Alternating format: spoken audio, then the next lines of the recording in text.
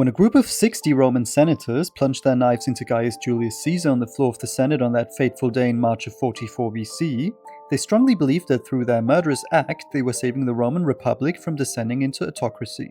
And yet, only 17 years later, the centuries-old republic that they had attempted to preserve had been replaced by an empire, with Augustus, Caesar's adopted son, ruling as its first monarch. So, how come the republic collapsed despite Caesar's death?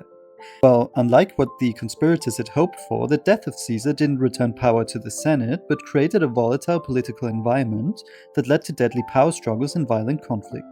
The people of Rome had become disgruntled with the Senate's inefficiency and constant conflict, seeing strong leaders such as Caesar and later Octavian as stabilizing forces who could bring peace and prosperity.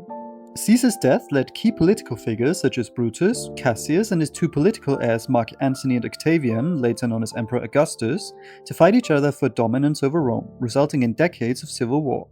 Within this volatile political climate, ripe for profound systemic change, the political genius of Octavian allowed him to outmaneuver his rivals, to win the civil wars and to erect a new Roman Empire, cleverly preserving the appearance of republican institutions while holding absolute power. The assassination of Caesar failed to preserve the Republic because it had already grown weak. The seeds of Caesar's vision of a new political system had already been sown, and were brought to blossom by his prodigy son, Octavian.